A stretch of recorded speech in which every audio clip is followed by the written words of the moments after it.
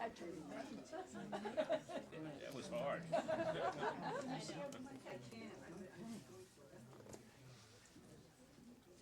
so this bag's in here, we can get going. Running out of chairs. It's a good problem to have.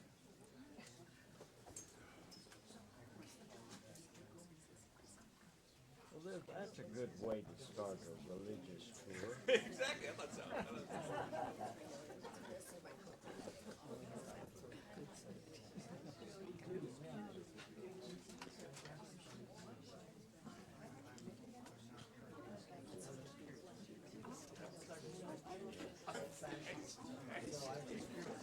We got a couple seats up here if people want to come up front. Frank, we got some seats up here. Yeah, perfect. Perfect spot. All right. There you go, Frank. Pretty fair spot, I know. Love it. All right. So Judy, you got some C6 and Larry stuff, looks like.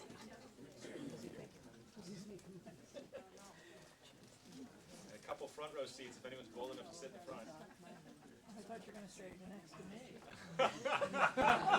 Everyone wants to sit there. It's like, okay, They just don't see it's you. If they saw it was you, they'd be all like, ah. Oh, All right.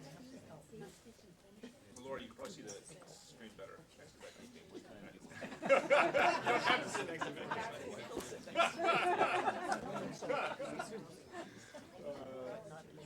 All right. Melanie, there's a seat up here. If you, oh, yeah, one right there too. Okay. Great. Well, let's get started. It's so nice to see so many of you here. So, again, I was sort of joking about my plotting, but not really that joking. I do have somewhat of an ulterior motive, I must admit, from the get-go, and that is I'd like to schedule a trip for the Hills Church to go over to the Holy Lands. I know there have been several trips that were scheduled back in the 1990s, and some people in this room went on those. And again, they sounded like amazing experiences. My own experience, as you'll see, was incredibly profound spiritually.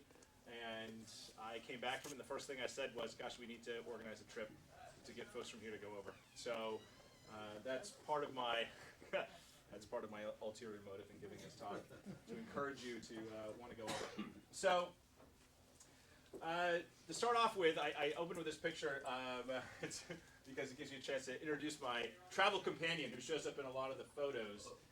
This is my friend Rob Newell. I've known Rob since he was a freshman at Harvard way back in 2008, and I was a chaplain working there. And he jumped in with all sorts of stuff that we had going on there. And then after he graduated, we stayed in touch, and largely because Rob kept following all my sermons in Iowa, and then we've become really good friends over the years. And it was a few years ago that Rob, he lives in California now, he said he really wanted to go to the Holy Land, and he's like, what about a trip there? And I said, sure. And so Rob took care of all the logistics, did all the research, took care of everything. So if you ever need a good tour guide, Rob Newell is A+ tour guide, and also just a phenomenal travel companion. So again, you'll see Rob in a lot of photos. One of the cool things is not only does Rob watch a lot of services on Sunday morning, he's even convinced his grandparents to watch services on Sunday morning. So I've gotten occasional notes from his grandparents about the Hills Church. So that's great. So this is, those of you, by the way, how many people have been to the Holy Land, just by a show of hands? Okay, some, great. So this was actually our first night. We ended up meeting up in Jerusalem, and Rob had done some research in advance, and there's the American Colony Hotel that has this cool little cavern bar that had just reopened after the war, and so he wanted to go check it out, and it was a good way to start off the trip. So I actually rearranged the photos. The photos are now kind of more in Jesus's history timeline rather than the path that we took, with some exceptions. So what better place to start than with Christmas? So for those of you who may or may not know, Bethlehem is in what's called Zone A of the West Bank. So after the partition in 1948 and the end of the war, the old city of Jerusalem was in the West Bank, so Jerusalem was a divided city. And Bethlehem is in the West Bank. And after the '67 war, And since then, the ways in which the West Bank has been administered depends on the different areas of the West Bank. So certain areas of the West Bank are under direct Israeli control. Israel provides security and governs it. That's known as Zone C. There's Zone B, where Israel provides security for the area, but it's mostly self-governing by the Palestinians. And then there's Zone A, and Zone A is where the Palestinians provide both the security and the governance, and really Israelis tend not to go. And there's even pretty strict security about all that stuff. So one of the things I heard about going over there were these nightmares about trying to get into Zone A, and particularly to see Bethlehem, where some people, when they try to go to Bethlehem, let's say you take a cab from Jerusalem, if your cab driver is Jewish, they probably won't let you in. And you have to get out, walk across, and get a different cab on the other side. We were lucky enough to have our hotel book a cab for us, and he was able to go through. There's also different license plates on the West Bank versus in Israel. So if you are on the West Bank and you're Palestinian in the West Bank, you have a white license plate with green lettering. That means you're not allowed into Israel proper. The license plates that are in Israel are yellow license plates, and if you have one of those, you have more freedom of passage back and forth. So that's also for people. There are a lot of people who live in the West Bank, Palestinians who live in the West Bank, who work in Israel. So there's actually quite a bit of traffic that goes back and forth. And for all the horror stories that we heard, relatively speaking, we didn't have as many troubles. So when we went to Bethlehem, the first checkpoint we went to was actually closed that day. Thankfully, we had an experienced driver who then zipped around and found a different checkpoint in. I didn't have any issues. Bethlehem is not a particularly large place. Bethlehem's not a particularly large place. And there are a couple sites where tourists tend to go. This is one of them.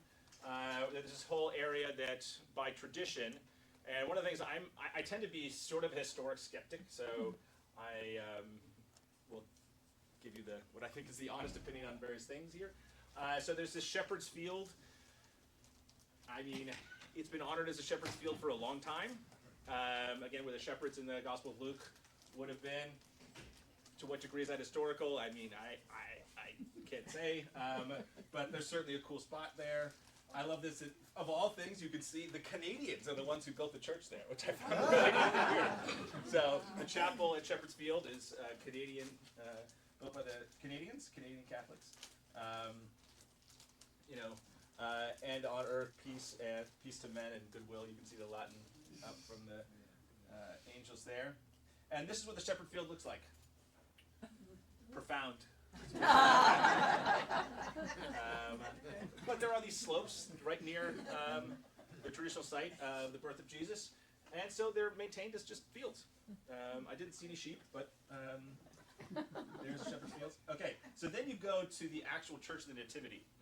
Now, part of the background that's really important here is to think about the development of the Holy Land, because obviously the first few centuries of Christianity was under persecution. The levels of persecution varied from time to time, but what that meant was a lot of the holy sites in the Holy Land were there, but again, because Christianity was persecuted, there was no big monuments that were there. That changed when Constantine became emperor, and famously Constantine converted to being a Christian. And so the first sites in the Holy Land emerged in the 4th century in terms of the building of the sites. Famously, Constantine's mother is someone who was the first major pilgrim. So she was obviously a big deal, the mother of the most powerful man in the world, and she was a Christian. She went over, and because of her pilgrimage, it's one of these classic things where she shows up and people are like, "We got to show her stuff." Yeah, that's the Shepherd's Field. It's unclear as to how many of the sites. Certain of the sites, it seems like were venerated for a long time. Other sites, especially the more tangential sites, might have just been invented for one of the most powerful women in the world coming through. But the Church of the Nativity is so there's certain buildings that date back to Roman times. So either Constantine, like the Church of the Holy Sepulchre, and the Church of the Nativity, or Byzantine times right afterwards. So in the year 614, this comes up a number of times. In the year 614, the Persians invaded the Holy Land, and a lot of the sites that were set up and built were destroyed. And then after the Persians, of course, came the Muslim rulers, and they had different views on Christians. Again, that's part of the thing that led to the next part. It's big for these sites, which is the Crusades.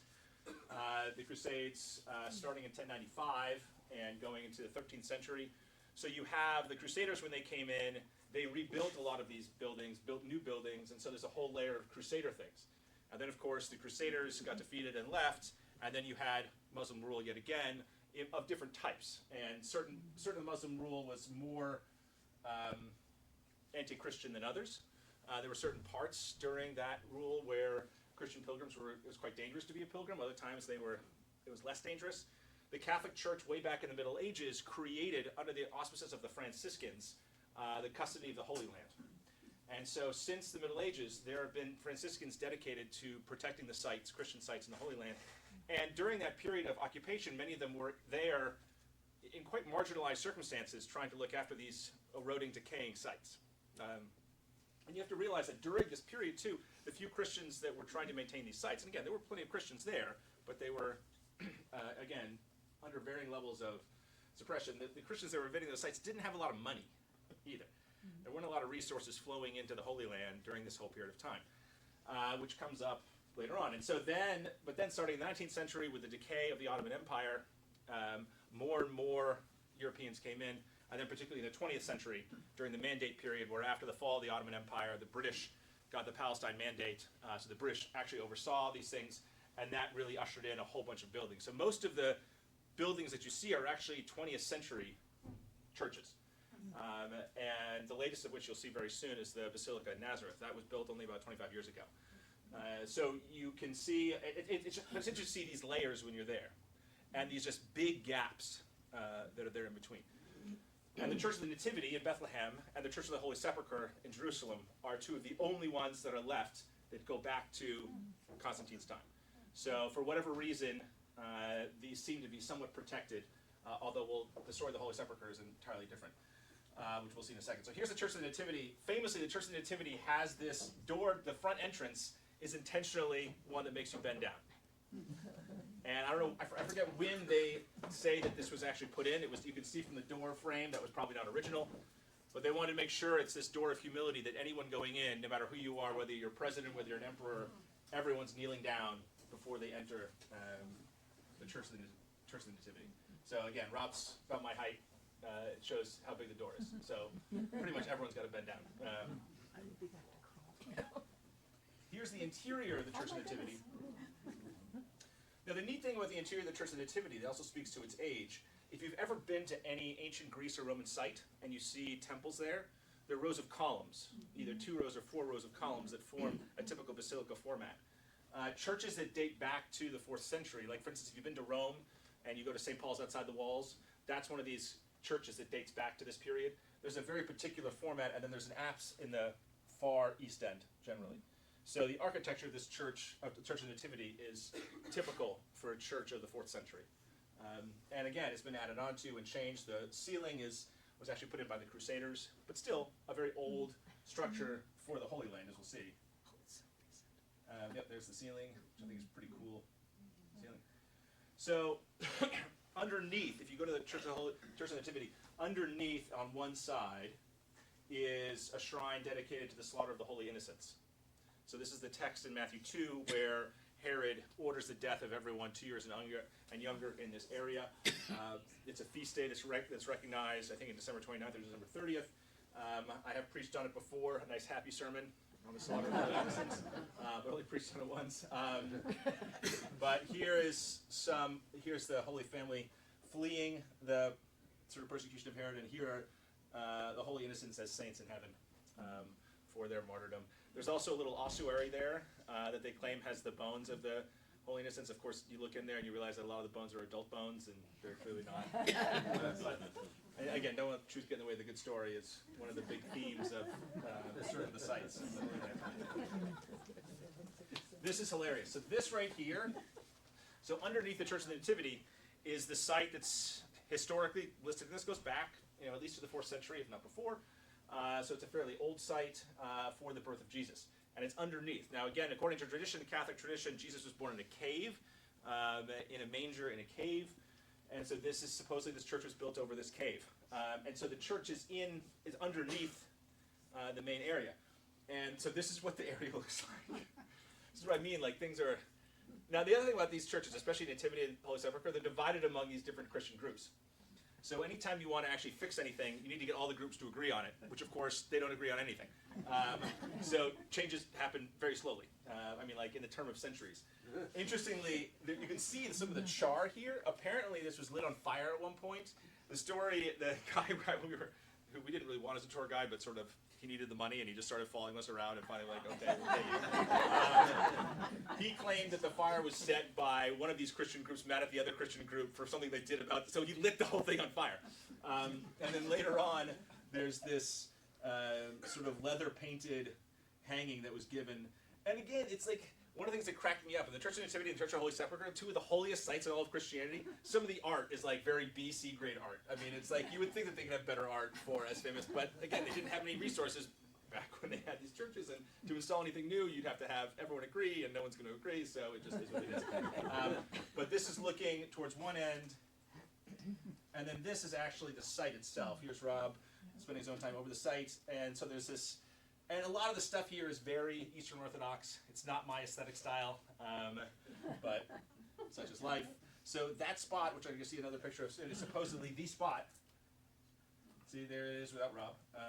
And there's a little bit closer. You can see like a little star representing the theoretical spot where Jesus was born. Again, the historicity of this one is up in the air. I think Jesus' birth in Bethlehem seems to be something that's fairly well attested. He was probably born in Bethlehem. And it could have been this site. It could have been. We don't really know. But for at least, I have to say, as skeptical as I am, when we hear in Zone A, this is just after the war, there was nobody here. You know, if we do take a church trip, like one of the things you have to realize, in this spot, imagine 50 people coming in and out. You don't have a lot of space. When we were there were like 5 of us just sitting there. This big space. Not normal like that. And we could have as much time as we wanted. Another interesting thing is everyone who was there was weird. Everyone who was in the Church of the Nativity was a guy, as a tourist, as a pilgrim. And Rob was like, maybe it's because getting into Zone A, a lot of the tour groups that were around, they're just like, we're not even bothering going to Zone A, you know, given the situation. So, you know, if we went, we would certainly go to Bethlehem. Jonathan, when exactly was it? When? It was the first 2 weeks in November. Thank you. Yep. So, but this is the site, and then directly behind it, like 5 feet behind it, is this place, which is supposedly where the manger was. Now, what's amusing is that this place is controlled by the Orthodox, and this one's controlled by the Catholics. And they're like, it's literally 4 feet across from one to the other. Now, the actual supposed manger was then taken by the Crusaders and brought as a relic back to Rome. But one of I'll show you the space where there's a piece of the original manger that's still in the church. One of the cool things is one of the great Christian saints of the early church, Jerome, for many decades, lived in Bethlehem.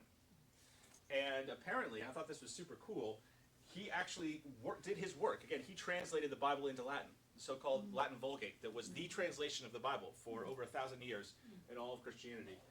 Again, a great doctor of the church, a real saint of the church. This was his workroom, and it's like underneath. And it's kind of cool to be in Jerome's workroom. Obviously, that stained glass window is newer. There's our tour guide that sort of we didn't ask for, but came along anyway. But here are the stairs that actually go. So up at the top of those stairs is the nave of the Church of the Nativity. And so Jerome would just walk down here and just do his work in this little cave in a sort of semi-monastic way. What year was that? So Jerome was contemporaneous with Augustine, so he's like 4th century person. And then here's where here's his workplace. You know, now there's obviously a church, a little chapel that's set up there. And then here, in a different part of the crypt, is where he was buried. And then later on, because he's such a great saint, his bones were removed. And again, this is the era of relics. Those relics are a hot commodity. So this is where he's originally buried. He's no longer there, but that's where Jerome was originally buried, by his own request. Rob with Jerome hanging out. Now, the Church of the Nativity, there's a big chapel really right next to the Church of the Nativity, built by the Catholics, because again, the Catholics wanted their own space. And there's this beautiful church there, and there's one of the side chapels is this one, and this is one that has a piece of the original manger, according to Catholic tradition, that was sent back and actually still in Bethlehem. So those of you who grew up Catholic can understand some of this. As a Protestant, I sort of But that's one of the side chapels, and there's supposedly a piece of the manger in that monstrance there. So this is one of these another funny things. Now we're in Jerusalem. I include this because I don't know why I included this here, but anyway. So this is in Jerusalem, the Dormition Abbey, which is right near Mount Zion, and there's a map later on of Jerusalem. You can see where this is. So it was funny because I went in there, and there's a Benedictine monastery there, and there we go down. It seems to be a big deal for a lot of people, and I'm like, why is this a big deal? This is where Mary died. And I'm like, okay, cool. That's where Mary died, and they have this whole spot there. Then later on, like at a different part in the Kidron Valley, on the way up the Mount of Olives, there's this cave where Mary was buried. And so you go down there, and here's, one part of the shrine where Mary's buried. Here's like the space where her body lay, apparently, and people have all their prayers there. And it was so funny. We're in this tomb of Mary, and there are no tourists there. I mean, we're like the only people in this. And this was revered through the Crusaders revered this spot such that there were Crusader kingdoms there. And one of the wives wanted to be buried with Mary, and she was. And then another one of the Crusader kings was buried in this area. So this was a really holy area in the time of the Crusades. And now it's not. And at least there aren't that many people there. It's overseen by the Orthodox. Well, then I finally realized why this was the case. The doctrine of papal infallibility has been invoked twice since it was started after Vatican I in 1870. One of which was for the Immaculate Conception of Mary. The other one was, and you get Catholics in here? Yeah, the Assumption. The Assumption. Yeah, that's So, what I was about to raise. according to Catholic doctrine, there's no Mary because she was assumed into heaven. And so there's this funny thing where there's a place where Mary was buried, and everyone, including Catholics, were revering it, but now Catholic doctrine has changed, so Mary's body's not there, and so Catholics don't go here. But you have these Catholic Crusader leaders that are buried here in honor of Mary's tomb, but it was like empty, and it was just the Orthodox folks that were there. And it was only later on that I realized, oh, that's why that's the case. So these two different spots for, now again, there's also a tradition of Mary having died in Ephesus, in Western Turkey, so we don't really know. But this is typical for the Holy Land. And this is the spot near where Mary's buried. This is actually a very cool spot in Jerusalem. This is looking out from the exit from Yad Vashem. So if we do go, it's one of the places we'll go. Yad Vashem is the Holocaust Museum in Jerusalem, and it's a very moving museum. I really appreciated going there. Outside, again, there are trees planted for all of the folks who were non-Jewish who helped during the Holocaust. And one of the trees is for the Sharp family. They were ministers of the Unitarian Church here in Wellesley. So the two of them are one of only, I think, 3 or 4 Americans that are recognized there. And it's pretty cool that they were ministers of the church in Wellesley during that time, and they left their pastorate in Wellesley to go help refugees in the Czech Republic, Jewish refugees, to escape. But anyway, so Yad Vashem was beautiful. And again, this is Jerusalem, and yet this whole area is a very sacred area, obviously, for Jews in Israel. And this is also where their equivalent of Arlington National Cemetery is. And one of my really close friends, Matt Milikowski, who I was roommates with at Harvard for 3 years, his dad's first cousin is Benjamin Netanyahu. And if you know anything about Benjamin Netanyahu, his older brother, Yoni Netanyahu, was the one who was killed in the raid in Entebbe in Uganda back in the early 1970s. It was this incredible commando raid where they rescued every single hostage, had no deaths except for Jonathan was the leader of the top, and he was sort of first in, last out, and as he was leaving, he got shot and died, and they brought his body back. My friend Matt's younger brother, Jonathan, was named after Yoni Netanyahu. So when I was there, I was like, I gotta find Yoni Netanyahu's grave. Since everything is in Hebrew, it was not easy. But I found it, and there's his grave. So I took a photo of it and sent it to Matt, which he very much appreciated. And you can even see his dates. July 4th, 1976 is when that was the date of the raid. But if anyone can read that, you can translate it for me. My Hebrew is very rusty. So, now, when we went from Jerusalem, this is in Nazareth. Now, Nazareth, if for those of you who've been there, came as a shock to us because we drove into Nazareth, and this was not a quiet, small village. This is a huge city, bustling city. It's an Arab city. So it's almost entirely Arab population that's there. It's not in the West Bank.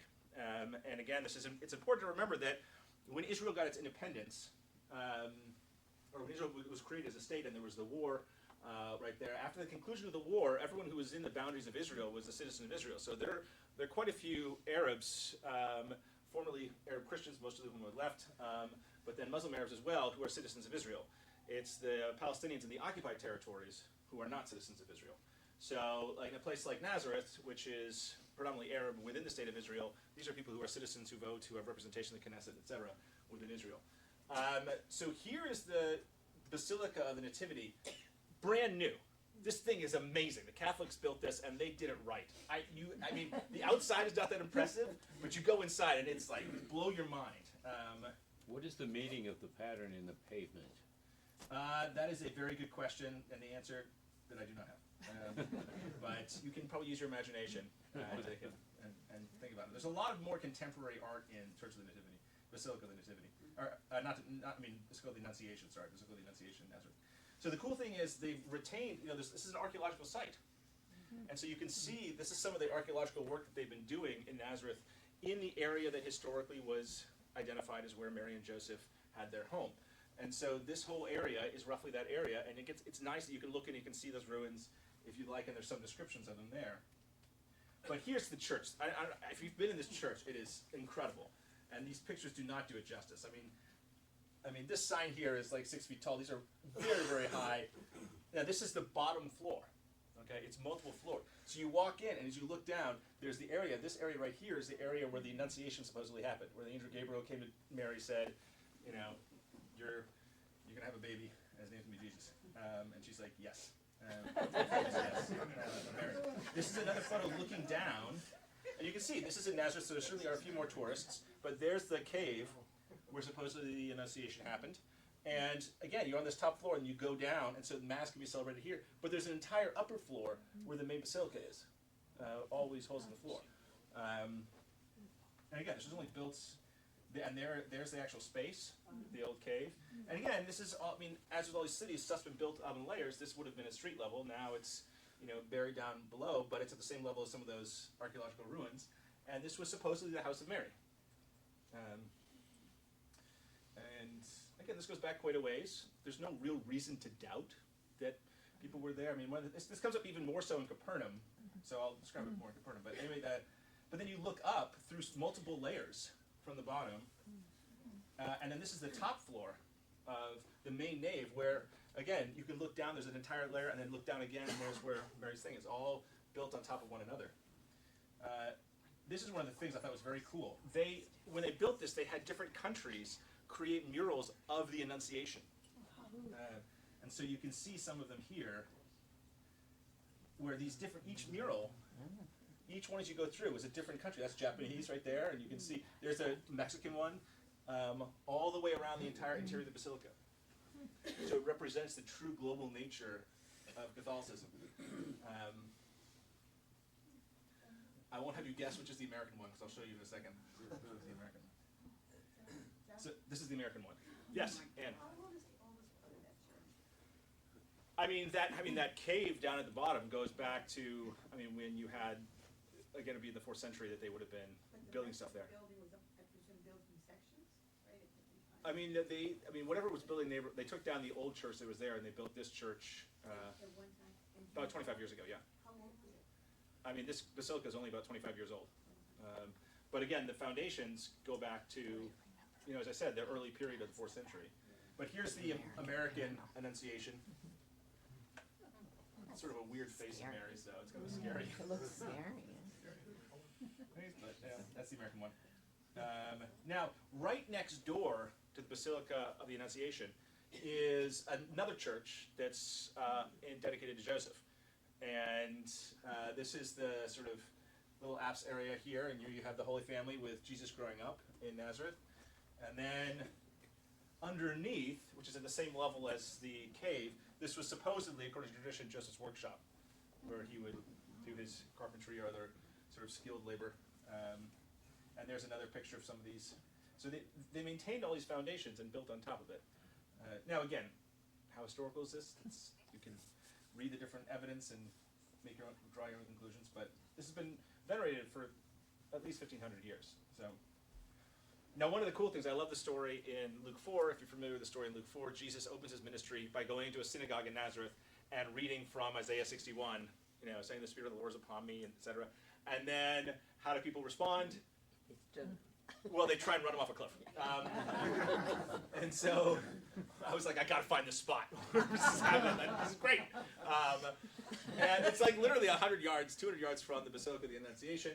And it's not that big a hill. I'm like, there's no way he was gonna be. This is like a little slope, gentle slope, to where this is. Unfortunately, Erosion, it was much taller then. I know. It must have been. I mean, now there's a church of the synagogue, so it's built on the location theoretically of that synagogue that was in Nazareth. And this, unfortunately, is a Greek Orthodox spot, and because there weren't many tourists, it was supposed to be open according to their hours, but supposed to be open and open were not the same thing. So I just looked in the gate, and that's what the church of the synagogue looks like in Nazareth. So then we go to Galilee. Galilee, unlike Nazareth, which is like a bustling city, Galilee, for those, especially northern Galilee, not the southern part, but northern Galilee, is not that different from the time of Jesus, which is pretty profound. You're there, and it's like, this looks not that different from the way it looked 2,000 years ago, which is very, very cool, and not always true for sites like this. Also, the other thing about Galilee, it is hot. This was early November, and it was 95 degrees during the day, and I was talking to some of the folks at the place we were staying with, and like, gosh, it's hot. And this woman laughed at me. She's like, you think this is hot? And so I decided right then and there, if you take a church trip, it'll be in like January, February.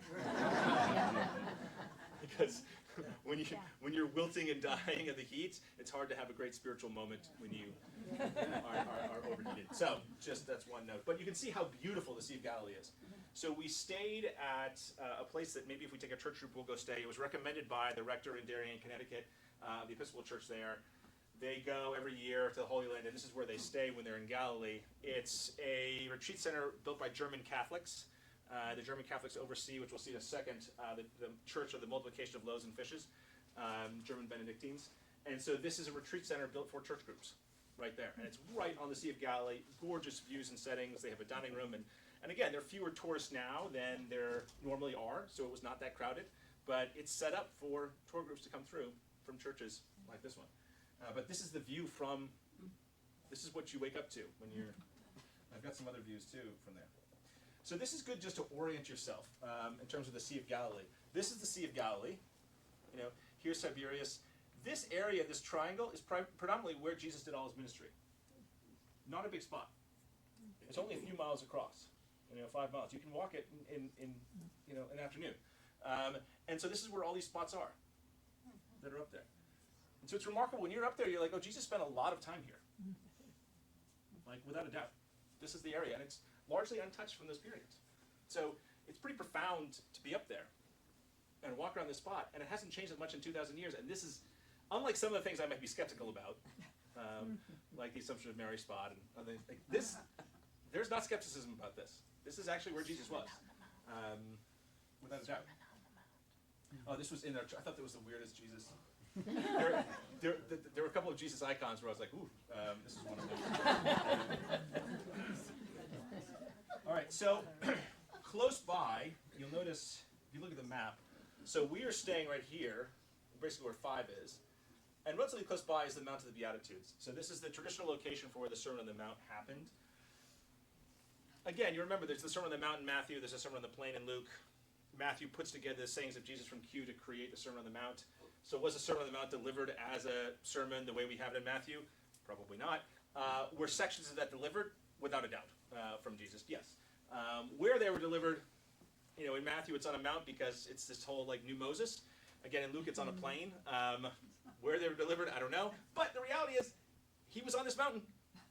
And he gave talks from this mountain. Whether he gave this exact speech or not, I don't know. But he certainly talked to stuff from there. So, and this is the church at the spot on the mountain, Church of the Beatitudes. Those of you who know your Latin, you can sort of read the Latin here. Blessed are the poor in spirit. Blessed are the peacemakers. Blessed are those who are persecuted. And it's very small. It's not large. There's more of the windows up there with the Beatitudes in them. Here is the Beatitudes. So those of you who want to sing plain song chant of the Beatitudes, go for it. Do that right there. I started singing it, then I realized that people didn't appreciate that. This is what it looks like from the outside. It's not a big spot, but the view beyond of the Sea of Galilee is stunning, absolutely stunning. And one of the things that Catholics do super well on these sites, again, this is the custodians of the Holy Land, the Franciscans, who run all this stuff.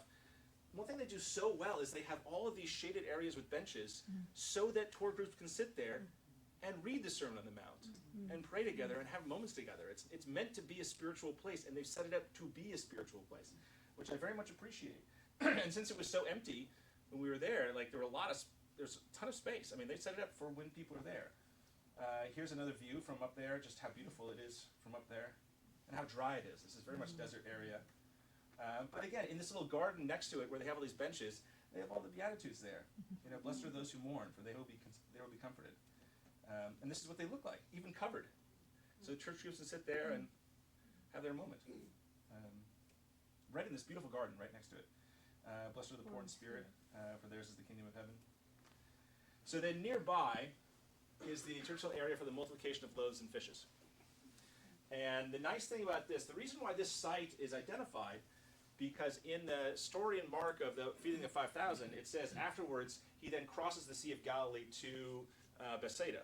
And so when you look, what would have been across the Sea of Galilee, this area, and this is an area of 7 springs, so it's an area where crowds could have gathered, there's water there, and there's an area where people could have sat.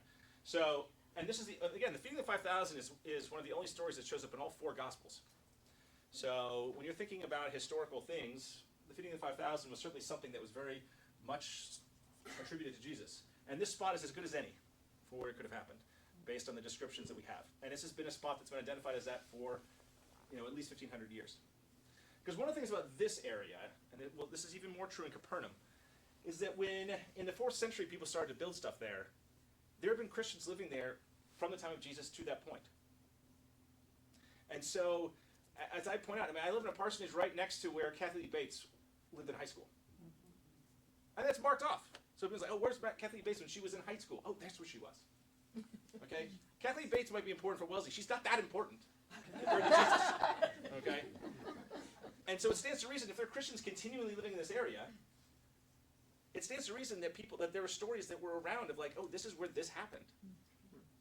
I mean, again, Kathy Lee Bates lived 150 years ago. We know where she lived when she was in high school. This is where like a miracle happened. Be like, well, this is kind of where it happened. And again, this is all word of mouth, but we know that he was in this area. This is as good a spot as any. The cool thing is this is one of these classic situations. There was a 4th and 5th century church that was here in the Byzantine period. It was actually a Byzantine church. It was a little bit later, but it was then destroyed when the Persians came through. And in the 20th century, German Catholics, German Benedictines built this beautiful space, actually incorporating some of the old walls into the walls of it. It is such a well-done space. This is where Rob and I worshiped on Sunday morning when we were there. We tried to see if Capernaum had a service, and they didn't, but we caught the service here. And the Benedictine, who was the abbot, who was preaching that day, kindly also spoke in English, gave the homily in English, even though the rest of it was in German. But he was very sweet.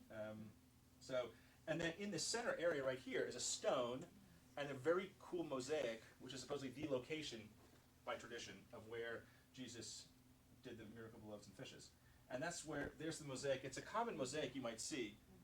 It's one of those Christian mosaics that is replicated in a lot of places.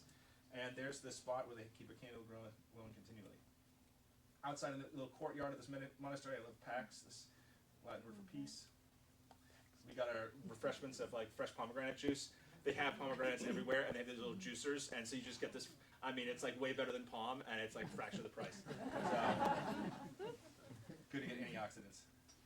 So right next door is the spot where that's just, one of my favorite stories in the Gospels, at the end of the Gospel of John, in John 21, where Jesus has breakfast on the beach. The resurrected Christ is just like grilling on the beach when they're out there fishing. Well, this is the spot next door of like, this is where he had his like, holy hibachi grilling on the beach. And I love this. So like, this is like this. So they have this church is an old church that survived. So it's this old, very old church, not air conditioned, by the way. And here's one of these rocks, and then the rock extends outside. They built the church on the rock. So then outside, this is the rock on the outside, same rock. So that's supposedly where the resurrected Christ made an appearance to the disciples. And there's the view from the shore right there, where the disciples would have been there in the Sea of Galilee and coming in. I really like that spot. And there it is from the outside, looking from the shore up. There's the rocks. This is from our little pilgrim house. Isn't that cool? You wake up, have breakfast looking at that? You too could be there. So this is one of the ones that's less likely. So this is supposedly where Jesus cured the woman who had a hemorrhage. And this is supposedly like her blood still in the hemorrhage in this stone. I think that's low level of likelihood of having happened there. But anyway, so this was one of the coolest spots. There were a few really cool spots. Every spot was cool, but I love this. So here is the same place we just were the day before. So where you saw where like here we're at this resurrection site of Jesus, and did you see anyone else in those pictures? There was nobody. The next day, we come up and there were these tour buses lined up. So what Rob and I got thinking, most of the tours go on like a weekly schedule, and they hit the same things. And if you go off cycle slightly, you're likely to miss all the crowds because they're like, well, on Saturday we got to do this because then on Sunday we're doing this and do this, and we want to do it in order. Well, if you go a little bit off, you might be able to miss the crowds. So there are literally all these tour bus parked up. Now here's the cool thing. The reason why we were back here is because in one of Rob's guidebooks, there's the Eremos Cave. Eremos meaning like desert or wilderness or deserted cave. And so this is supposedly a spot where Jesus went to get away from the crowds. And there's a great scene in Mark 2 where he gets up before dawn and the disciples are looking for him and they find him, eventually praying. He's like, all right, we got to move on. So here we are looking for this cave, and there are all these crowds here. And it turns out the cave is just up the hill, but none of the tourists knew it was there. And so we traipsed our way up and found this cave. There's the cave, as we're walking up the road. And that's what it looks like. They have a nice little bench there. And there's me just chilling there. And that's the view from the cave. And just down below, there are all these crowds. There's literally 500 people just out of sight. Not a single person in sight were up there. It was one of the most tranquil, peaceful spots that we had. And you could just imagine sitting there all day long. And we just sat there for 20 minutes in silence, just staring at the Sea of Galilee. I read through the passage in Mark 2 there, where this supposedly happens. And it's I would guarantee that Jesus was there. This is a small area. He spent years there. Did he find this cave at some point? Almost certainly. And so to sit in the same cave where Jesus sat and praying, looking out, I was like, it was very cool. It was very cool. Rob thought it was cool too. So then Capernaum.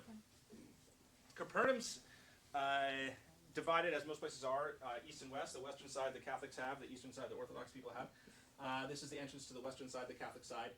Capernaum was a very small fishing village when Jesus was there. It grew over the next several centuries.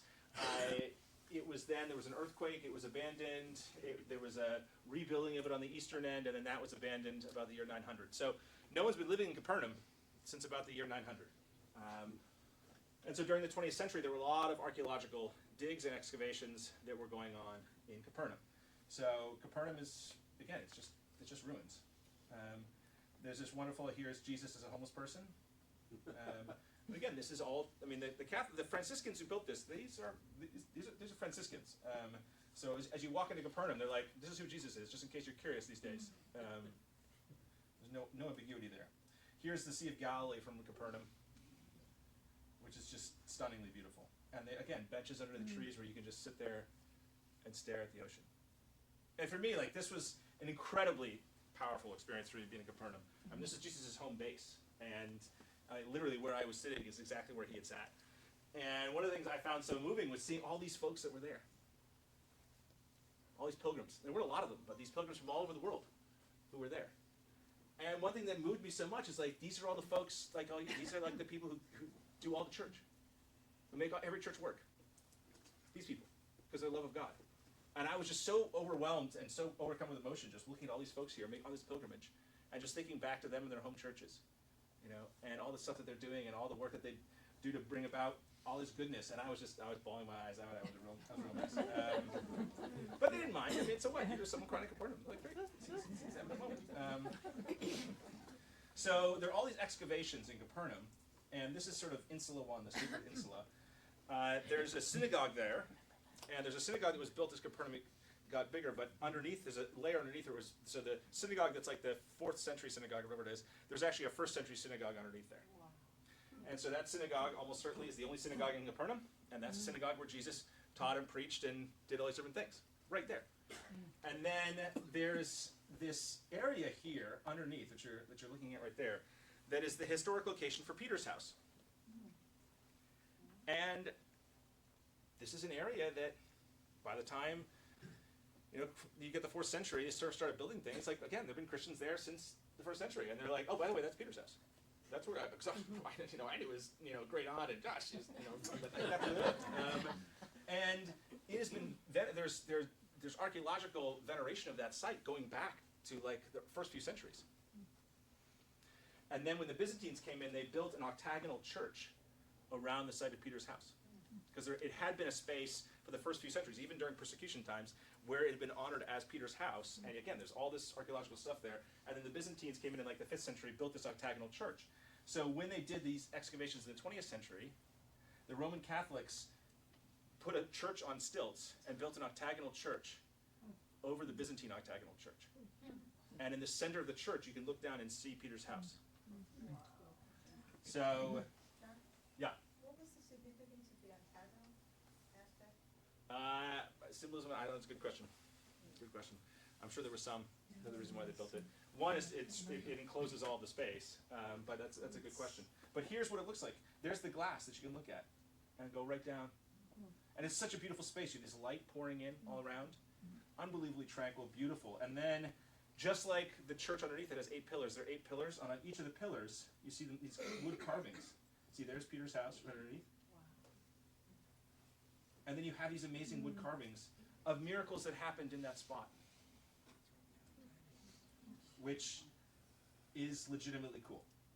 Like here's the person being lowered down through the roof of that very house in the place where you're standing, and the paralytic, saying, get up and walk. And literally, here's this at that exact same spot.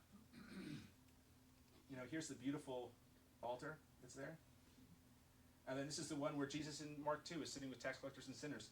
And there's this person over here judging them, being like, ah! And Jesus is like, ah, don't worry about you. I'm sitting with my people. And so you're there. And this is just, again, I was just bawling my eyes out the entire time at Capernaum. That was a total mess. Here's some of the ruins that are all there. You can look, and there's the synagogue right there. So we're looking from basically Peter's house. There's a synagogue. Now this is, again, the later synagogue. The 1st century synagogue, they excavated, there's some remains of the 1st century synagogue underneath that. And that's looking at the church, the octagonal church, from the synagogue. So then you go to the eastern part. Again, the Orthodox have that part. And this is their classic Eastern Orthodox, Greek Orthodox version of Capernaum, their church in Capernaum, which is a relatively recent church for the Orthodox. So it's like a 20th century church.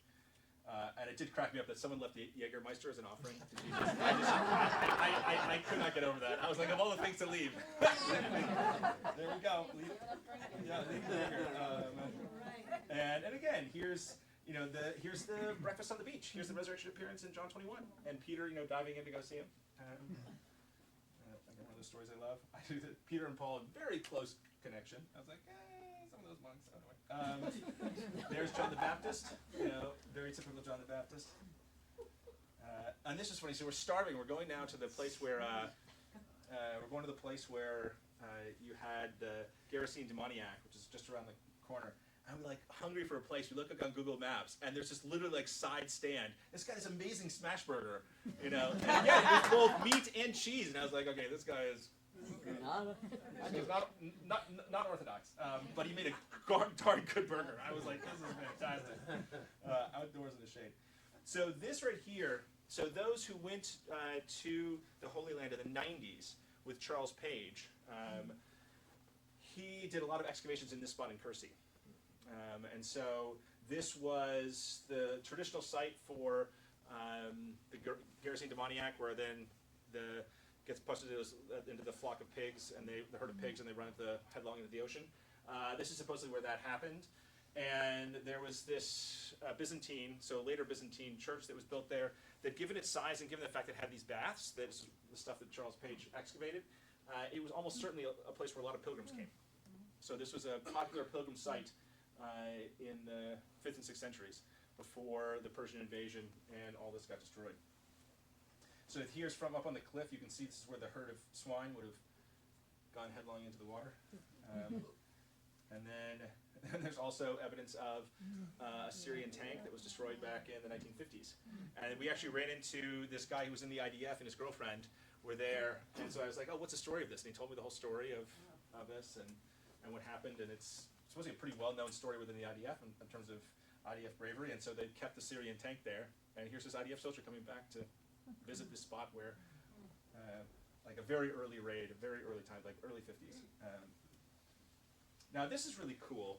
This is called the Cove of the Parables, and the reason why it is, it's right on the coast, so it's in between Capernaum and the multiplication of loaves and fishes, and it's this little narrow cove where you can sit on a boat and teach everyone right from that boat pretty easily. And I was like, you know what? Of all the coves along the coast, this is the narrowest one, and if Jesus is going to preach from a boat, that's where he do it. And I was like, that's pretty cool. I was like, this is pretty cool. And no one else there, just Robin, me, just hanging out, looking at that place where Jesus was. See, there it is again. No, one of the places we went to that was very cool was Mount Tabor, which is down more towards Jerusalem. Mount Tabor is the traditional site, one of the two sites for the Transfiguration. And the other one is Mount Hermon further in the north, which is in like Syria, which is kind of hard to get to. But Mount Tabor is the site that most people, at least the Catholics, say is the Transfiguration. It's a weird site, though, that we weren't quite expecting. You know, there's this wonderful long driveway up. It's almost like a fortress area up there. And yeah, it's, I don't know, it is an interesting field to be up on Mount Tabor. But this is the Church of the Transfiguration, a 20th century church, built in the 1920s. Beautiful, beautiful church. Here's the inside of it. Really grand and just gorgeous. Again, a lower area, upper area, you can see Jesus being transfigured up there. And then there is a close-up of that. Here's this wonderful thing that's on the wall there. I read it to you. The transfiguration of Jesus on this mountain, Tabor, is told to us to remind us that we always have to hold in memory and of our hearts the times when we meet him and have the experience of how beautiful and luminous his face is. A light that lets us realize that Jesus of Nazareth is the eternal Son of God. If we do not keep these luminous experiences in the memory of our heart, our faith will be easily overwhelmed in times of trial, suffering, and difficulty. That was kind of a cool testament to Transfiguration. And here's these little side chapels, you know, and here's Elijah, because again, there's supposed to be 3 booths, one for Elijah, one for Moses. There's one little chapel for Elijah, one for Moses. Didn't Jesus say don't do that? And then here's the site this beautiful site from the top of Mount Tabor, looking out over the land. Now, one of the sites that we ran into that was interesting, I saw on my map this thing called the Horns of Hattin, and I was like, I have no idea what this is. And so I look it up. The Horns of Hattin was the place where, it's like one of the crucial battles in Western history, where the Crusader armies were defeated by Saladin in like 1180, close to 1187 AD. And so we read the whole story. We went there, and the leader of the Crusader armies was a total buffoon. And you read about it, it's really tragic. All these knights died gloriously because of horrible, horrible leadership. It was also the last time the Crusaders used to bring the relics of the true cross with them into battle. And so they fought with the actual relics of the true cross in battle. And since they lost the Horns of Hattin, Saladin took over the true cross, and it has never been seen from since. But this is the area where, you know, if the Crusaders had won this and maintained a Crusader kingdom, things would have been very different, potentially, in Western history. And the whole Crusader army was annihilated. This is, if you've ever, and after this, we ended up watching the movie Kingdom of Heaven, Ridley Scott's take on this, and he has, again, the scenes of the Battle of the Horns of Hattin. He doesn't get into many details in the battle, but definitely shows how bad the leadership was. But yeah, this is one of the places that, and it was random. Like literally, we're driving to this dirt road where like cows, we're like honking for the cows to get out of the way as we drive up here. And here's the view from the top of these like the horns, these little sort of mountains here. This is the depression between the two, you know, where all the Crusader armies would have been. This is where they had their last stand. So there was the Bishop of Jerusalem there who was captured. There was the king who was captured. And, the True Cross and all these, you know, Templars and Hospitallers, knights, trying to defend them, and that's where they died. And it's pretty powerful to be up there. Another view from that, just a beautiful, beautiful sight. And again, there was one random guy that was there too. We came up and there was one other car. I'm like, how is someone else here? It's this Muslim tour guide who was there, and we were talking to him, and he gives tours to foreigners, and he wanted to come visit here again. And yeah, he just said everything's different because of the war. He's like, it'll never go back. This is a funny one. So one of the sermons I preached years ago was on Gilgal. And so, you know, when Joshua leads the Israelites over across the Jordan, they stop in Gilgal and they put this little like shrine of 12 of like these of stones to signify them doing this. And I'm like, oh, we have to do this in our lives of like different moments where we build our own little stones in Gilgal. And Rob somehow remembered this from 10 years ago, and he was like, we have to go to Gilgal. So we're driving down from Galilee down to the Dead Sea, and Rob's like, here's where it is. So we turn off the road. This is an Israeli settlement in the West Bank, is currently where Gilgal is. And so thankfully, because we're just like two random Americans in a tourist car with our yellow license plates, we just get to the checkpoints, and we're there. It was a little bit awkward, and we're like putting together these stones, and we're like, let's do this quick, Rob. And this is let's not stay here very long. So this is what this little settlement was like. So the next thing we went to was the River Jordan, where Jesus was baptized. If you've been there before, as everyone says, it is a lot smaller than you're expecting. I mean, this total distance here is like 30 feet across. Except for the tourists. So there's Jordan, and here's Israel. And there was this poor IDF woman soldier who was there, like making sure no one like stuck into Israel across the border. And there's the same Jordanian soldier across the way, making sure none of these people cross the river. But you can, visit on either side. And again, look how many people are here. Yeah. If we go to this spot, I guarantee you, there's a parking lot there that could fit probably 30 tour buses. There's an entire set up so that you can have mass baptisms by the hundreds come down to be baptized there. And there's me just hanging out by the River Jordan. Nobody else there. I mean, there were some of the tourists there, but see, it's not very wide. And the water's surprisingly cold. Are the buoy lines to keep people from going over? Yeah, from crossing over to Jordan. So they can be baptized before the buoy. Right, you have to be baptized with a buoy, because otherwise you get the soldiers on the other side a little unhappy. Because this is a national border. Well, it's about as clean as it looks. But unfortunately, they're repairing it, but the stairs are like broken, so you have to be very careful. We almost slipped and fell as we went into the stairs because Rob wanted to get baptized. He had been baptized as an infant, and he really found his faith as an adult, and he really wanted to be baptized, and also baptized by me, who's someone who has been sort of a pastor and friend for so many years. So it was very moving. But it's so funny, we show up there, I'm like, how are we going to do this? I'm like, they got this taken care of. They got a gift shop there where you can buy these little things. And then they've got showers afterwards where you can shower and get all this stuff on before you get back. I was like, they have this down pat. I was like, this is great. See, Ron, right after being baptized. But look how few people are here. If you go down here normally, there are literally 500 people here. And then, that's just us as we're leaving. Now this is the land around where the baptism. So you see, we talk about in the Bible about the desert, the Judean desert like area where Jesus went and was out 40 days, and like this is what it looks like. I mean, it is bleak. I mean, there's nothing growing there. That's what it looks like. You drive through that before you get to the Jordan. Now then we went down. We stayed at a kibbutz on the Dead Sea. When we were on the Dead Sea, the thing about this is the view from our room, looking up at the mountains around. The thing about the Dead Sea is that because of all the agriculture in Israel, it's a very heavy agricultural area, the water comes from the Jordan River, and the level of the Dead Sea has dropped precipitously over the last 40, 50 years, such that we stayed at this kibbutz because it used to have the best beach to go in the Dead Sea. But again, Rob made these reservations several years ago before we were supposed to go before the war, and now like the beach is shut down because the water's receded so much. There are actually these sinkholes that form because of the salt as the salt melts in, so it's actually unsafe to be there. But then we went to Masada, which is near there. If you're familiar with Masada, Masada is where during the Jewish war from 66 to 70, the last bit of the Jewish war, there were certain of these Jewish rebels fighting the Romans that went to this fortress that actually Herod the Great had built, and they defended it. And in a very famous story, they all decided on the day before they were going to be taken that they all committed suicide together, so when the Romans showed up, everyone was already dead. But you can see some of the Roman camps from 2,000 years ago. There's still the remains of them from the top of, there's some more of the Roman camps there. I mean, again, these legions were just there laying siege. And the most remarkable part, those of you who know the story know this, they built this ramp. Those are people. Wow. The Romans built this ramp over 2,000 years ago. That's how determined they were. I mean, this is one of these things. The Romans wanted to make an example of the Jews in this revolt. And so even if it meant that it took 2 years or whatever to build this ramp and to take it over, they were going to do it because they wanted to make sure that every other people that thought about rebellion, this is what happens. But amazing that 2,000 years later, that much of the ramp is still left.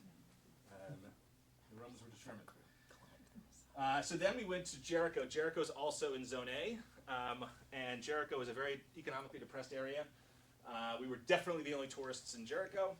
And there's supposedly the sycamore tree where Zacchaeus sort of like calls out to Jesus. And we're like, all right, I'm not sure that tree is 2,000 years old, but nevertheless, like, it's kind of cool to see that this is. But again, you talk to all the people there that were trying to sell trinkets; they were sure that this was a tree. But I didn't feel very bad for the folks. There's the tree, yep, the Zacchaeus tree, and that's what Jericho looks like. Jericho has a feel of kind of like Detroit, where it's just been economically depressed for a long time. There are a lot of abandoned buildings, a lot of abandoned lots. We were happy to get lunch there, and just try and spend some money there for the folks.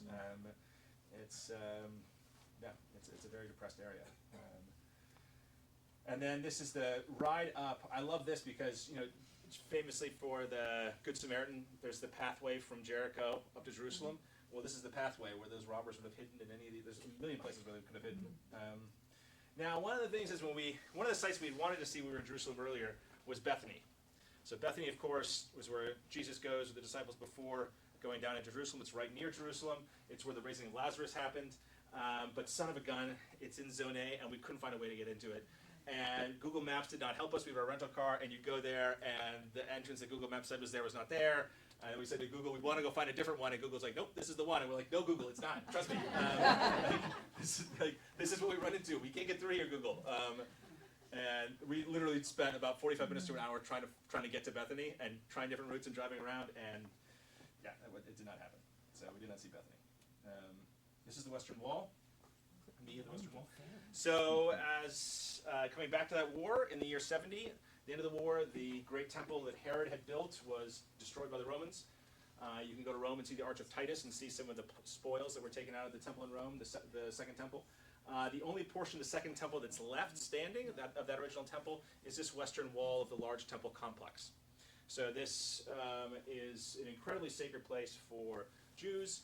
And when you're there, you can feel the sacredness of the space. I mean, this is where people come and pray. It's super. I mean, there are people. This is at 7 in the morning, and these are all the people here at 7 in the morning coming for their morning prayers at the Western Wall.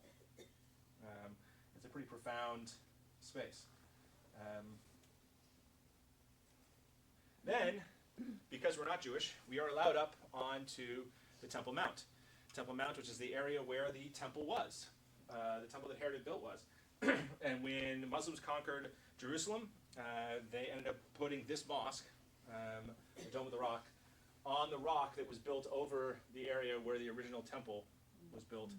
Temple of Solomon was built, and then later the Second Temple was built.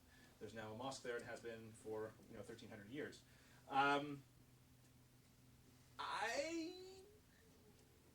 From the things I read, and I'm like, and just from being up there, I know people say this is a particularly holy site in Islam. It didn't really feel that way. I'm just going to be honest. The Western Wall felt incredibly holy and sacred. I was up here and I was like, this just doesn't, there aren't a lot of Muslims here that are here praying. It's just like, this is just da-da-da-da. There's no way that in Mecca, that things would be treated as sort of seemingly lightheartedly as the Dome of the Rock was. I mean, there were no people praying here. Well, what time was it? Well, it doesn't matter. I mean, there's nobody around. There were no pilgrims. There's no like. 35 times a day. No, I know, but there weren't people coming. I mean, this is a major. This is supposedly the third holiest site in Islam. I would expect if it's the third holiest site in Christianity, you've got people everywhere. You had a lot of tourists.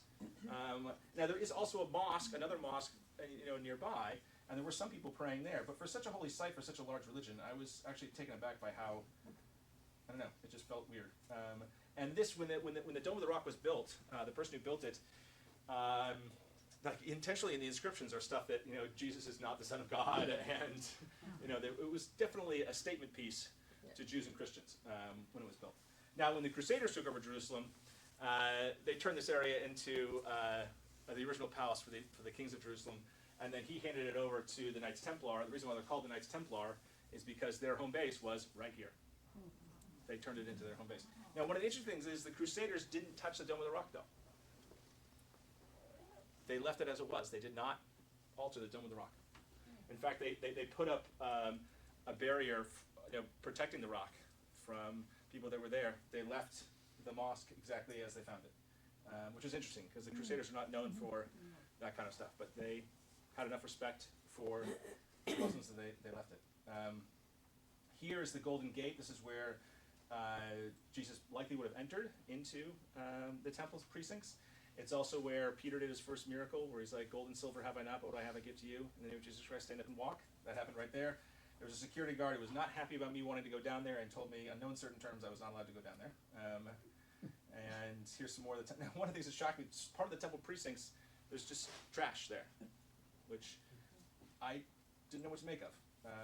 Wasn't expecting, like, this is part of the temple precincts of Herod's Great Temple. I was not expecting it. Like, there's a whole half of it is just like a trash heap. That surprised me. I don't know.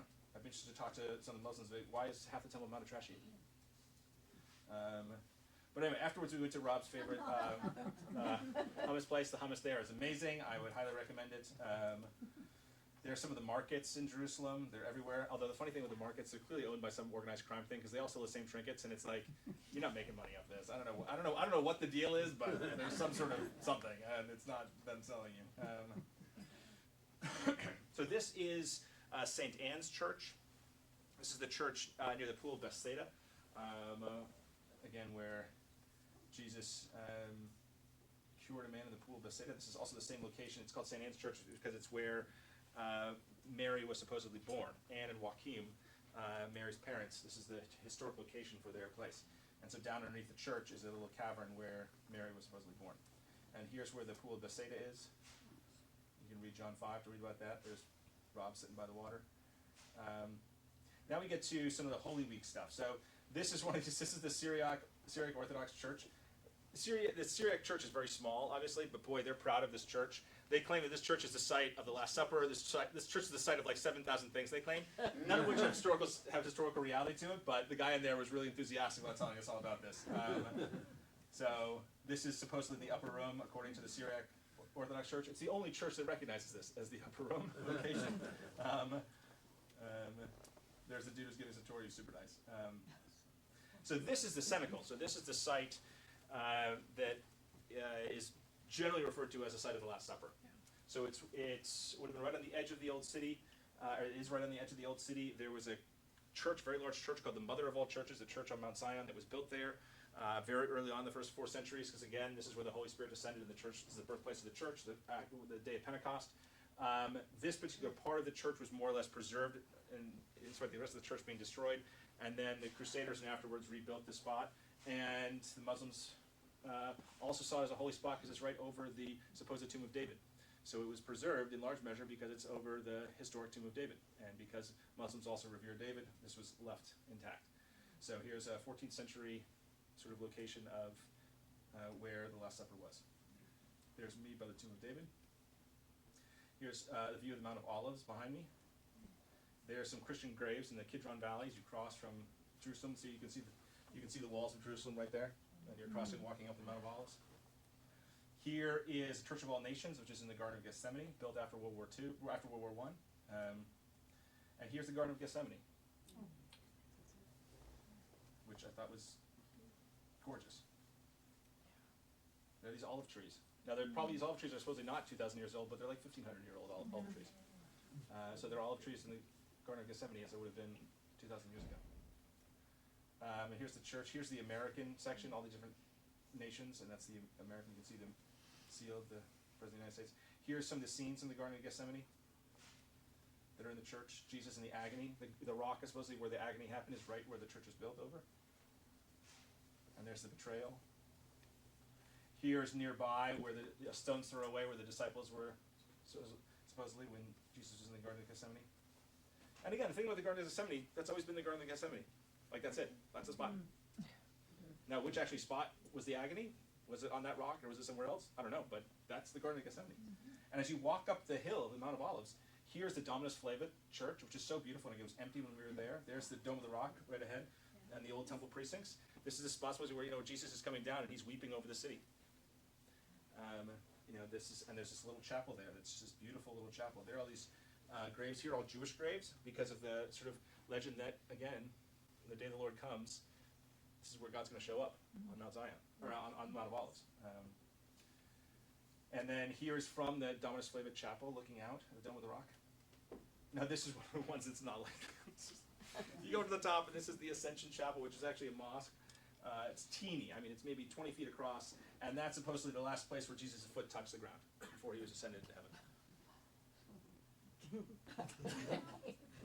That one I had trouble believing, but it's. I mean, if you believe the ascension's a tricky thing theologically and sort of practically. But if you do believe in the ascension, that it happens somewhere in this area, because he ascended on the Mount of Olives.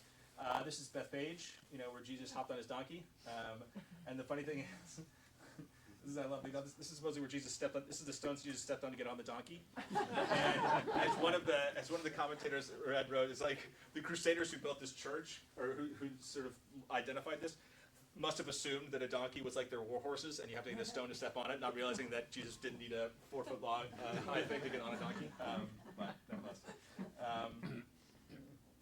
So this is then this is the garden where this is one of the areas that's supposedly for Caiaphas' house. This is known as the garden where Peter went out and wept after he denied Peter 3 times, or after he denied Jesus 3 times, after Peter did.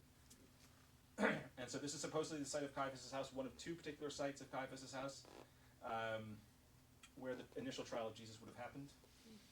Underneath, one of the reasons that gives this historical credence is underneath. This is where you have actually people were restrained and whipped here.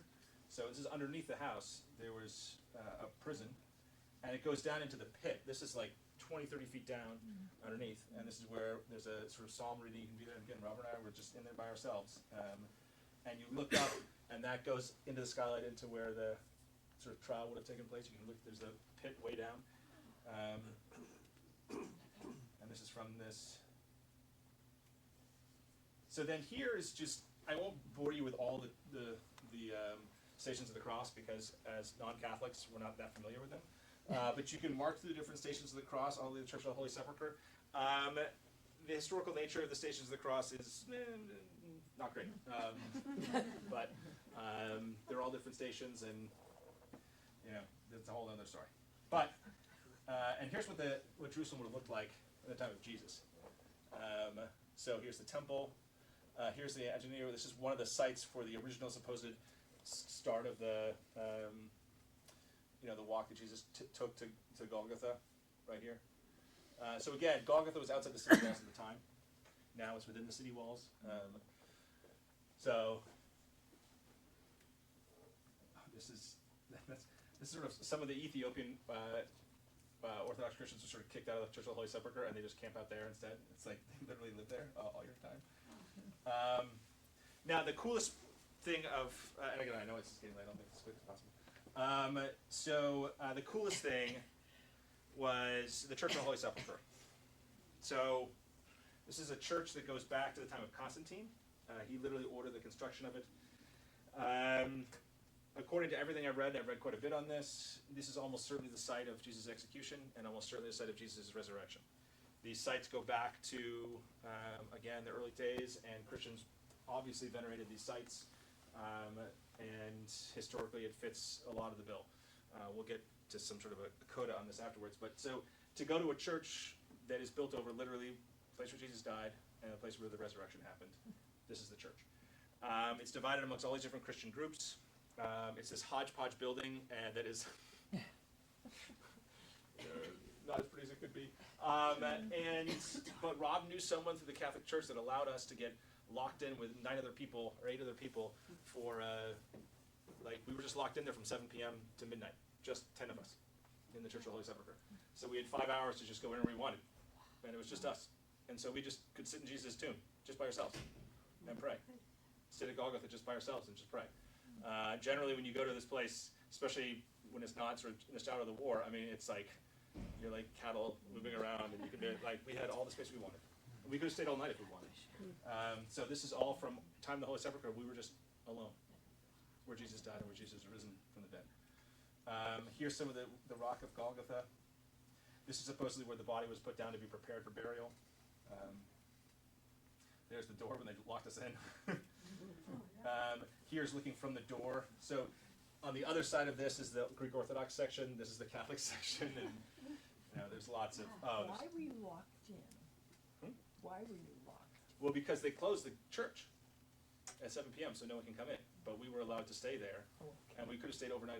We could have stayed till morning, an overnight vigil. How'd you get out?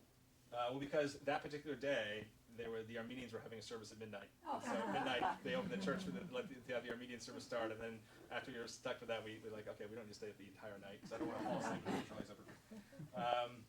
Here's a little Coptic chapel that's attached to the actual tomb. This is looking from Golgotha down. This is actually the same choir screen the entrance is over there. The stone of the preparation is right there. Here is some of the areas by Golgotha. So this is the area where this is the spot where Jesus was actually crucified on the cross. That's where he was crucified, that spot. Here are the women lamenting and wailing. That's sort of looking next to that spot. So they're literally observing this as it's happening. Here's the spot of where the cross went up. And you can put your hand in there, and there's the stone of Golgotha right there. You can see the stone on that side and on this side. And again, this is 25 feet above. You literally go up the staircase to where the rock was. Now again, the decorations of the Orthodox I don't love, but that's a matter of aesthetic taste. So there's the stone, right there. You can literally put your hand down and touch Golgotha, the exact place where Jesus' cross was. Right in there. There's the rock. And then these wonderful side chapels around the Church of the Holy Sepulchre.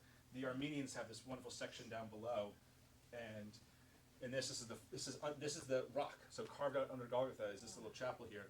And Rob sort of stuck in some wine and bread, and we celebrated communion here on that altar, which was very powerful. Jonathan? Yeah. You did this in 2 weeks or 3 weeks? 2 weeks. And then here's opposite that little chapel. It's just literally, the rock is literally, that's Golgotha, the rock of Golgotha right above us. This is the tomb of Jesus. That's what the inside of the tomb of Jesus looks like. Now, there's a story around this. So the tomb was discovered. Well, the tomb was there, and then during the time of Hadrian, when Hadrian was emperor, so in the early 2nd century, Hadrian did not like Christians, and so he knew that Christians were venerating this spot, and so he ordered it buried, and there was a temple of Venus that was built over the site of Jesus' resurrection. When Constantine became emperor, he then ordered that site excavated and then create the Church of the Holy Sepulchre, which he did. Now, again, Hadrian would not have buried that and built something on top of it unless it was being venerated and it was an issue of concern for him.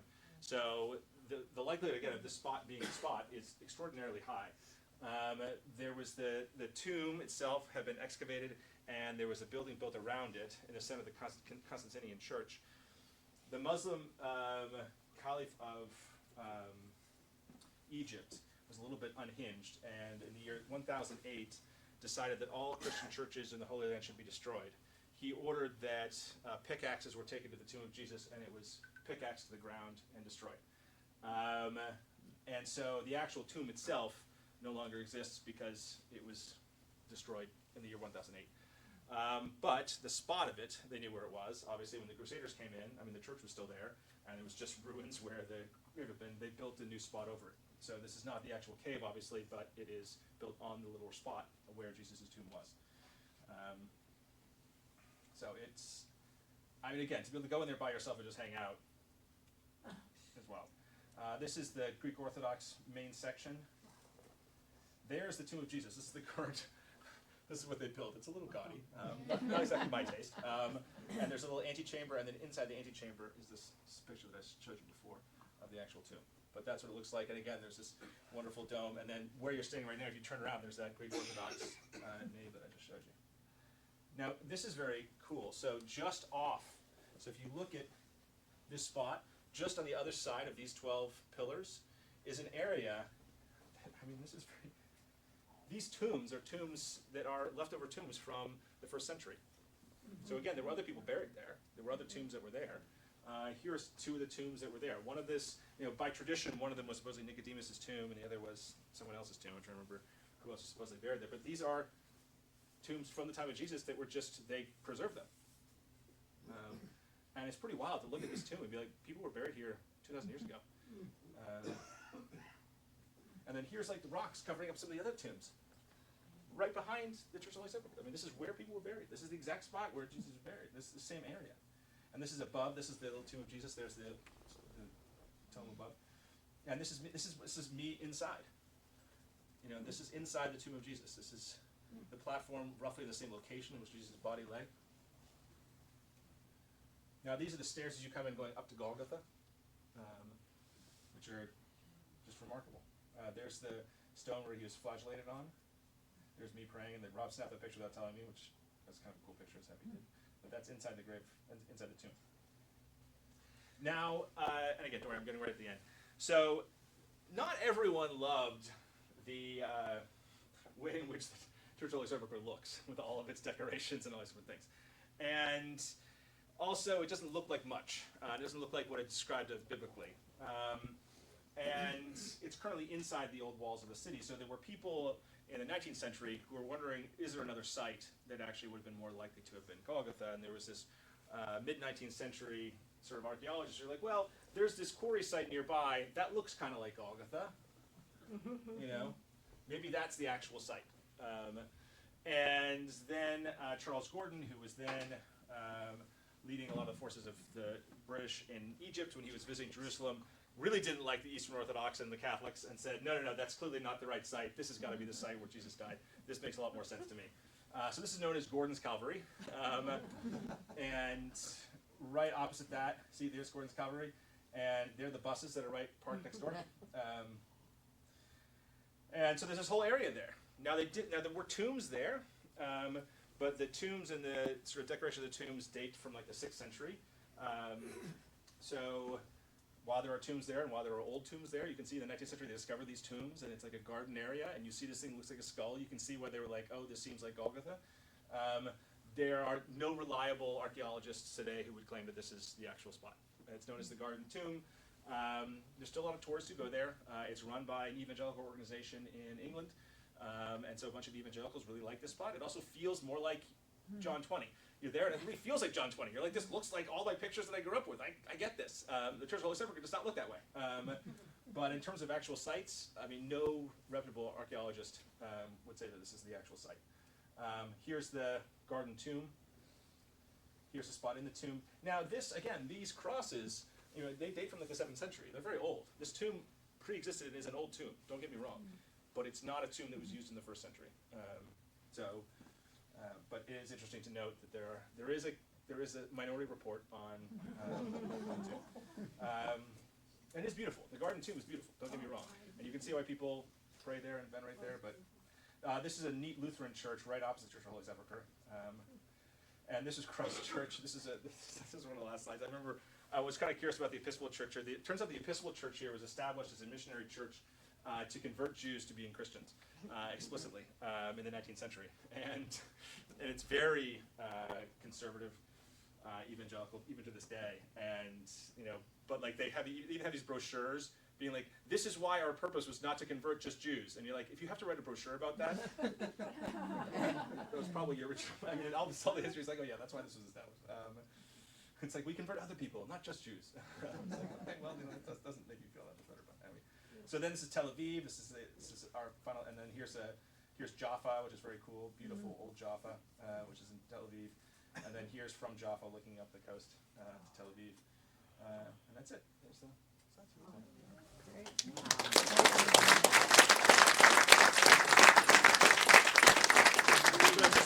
I just want to say, I mean, this is it. I had just such profound spiritual experience being there, and I can't wait to organize a trip to go over. If you have not been, it is 100% worthwhile going, and I could not recommend it any more highly in terms of a place to go. So I would strongly consider taking that trip, and we'll look for more details. There will be more, and we'll likely try and schedule it for January or February 2027, which makes the most sense. So. Thank you. Thank you. Thank you.